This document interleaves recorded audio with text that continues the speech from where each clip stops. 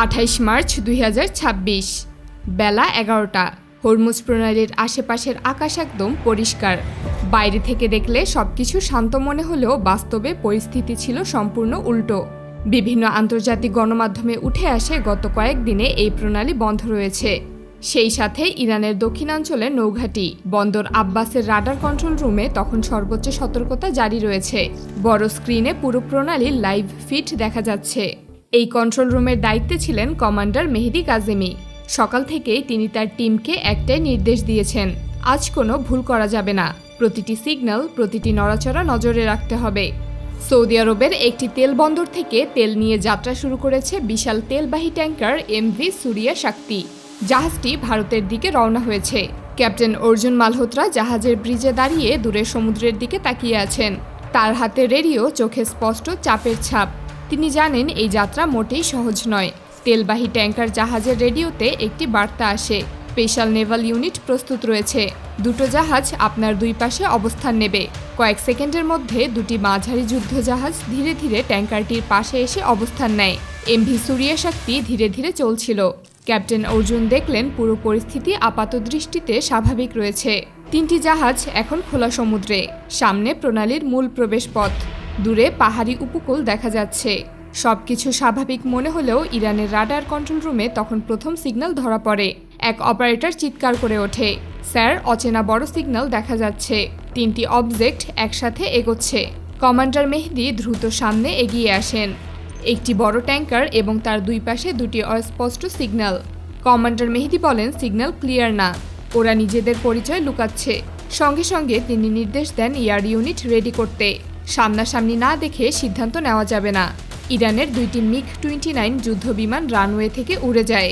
পাইলটদের মধ্যে একজন ছিলেন ক্যাপ্টেন ফারহাদ নুরি। তিনি রেডিওতে বলেন, আমরা এগোচ্ছি, সর্বোচ্চ সময় 2 মিনিট লাগতে পারে। যুদ্ধবিমান দুটি জাহাজগুলোর কাছাকাছি পৌঁছে যায়। উপরে থেকে স্পষ্ট দেখা যায় একটি বিশাল তেলবাহী ট্যাঙ্কার এবং তার দুই পাশে নৌবাহিনীর দুটি মাঝারি যুদ্ধজাহাজ সরাসরি প্রণালীর দিকে এগোচ্ছে। ক্যাপ্টেন ফারহাদ রিপোর্ট করেন, সবকিছুই পরিষ্কার দেখা যাচ্ছে। একসাথে তিনটি জাহাজ রয়েছে, মাঝারি গতিতে এগোচ্ছে। কন্ট্রোল রুম থেকে সঙ্গে সঙ্গে তেল পরিবহনকারী জাহাজের সঙ্গে যোগাযোগের চেষ্টা করা হয়। তাকে বলা হয়, আপনি আমাদের সীমারেখার দিকে এগোচ্ছেন, গতি কমান এবং দূরত্ব বজায় রাখুন।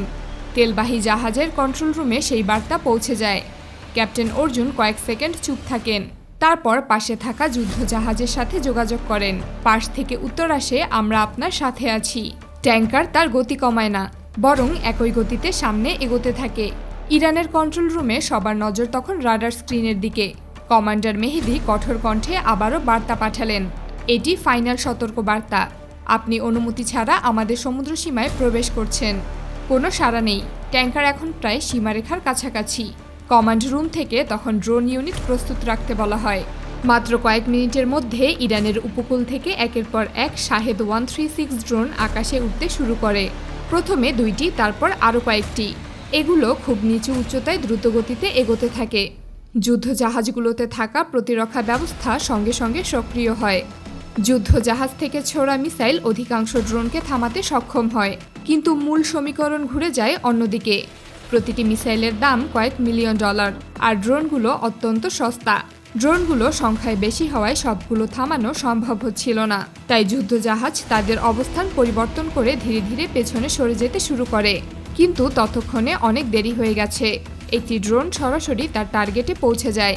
এর কিছুক্ষণের মধ্যেই আন্তর্জাতিক সংবাদ মাধ্যমে খবর ছড়িয়ে পড়ে। বিভিন্ন প্রতিবেদনে বলা হয়, হরমুজ প্রণালীতে কঠোর নিয়ন্ত্রণ। ড্রোন মোতায়েনের পর তেলবাহী ট্যাঙ্কার পিছু হটেছে। দিনের আলোয় ঘটে যাওয়া এই ঘটনাটি প্রমাণ করে আধুনিক যুদ্ধে শুধু শক্তি নয়, কৌশলই সবচেয়ে বড় হাতিয়ার হিসেবে কাজ করে।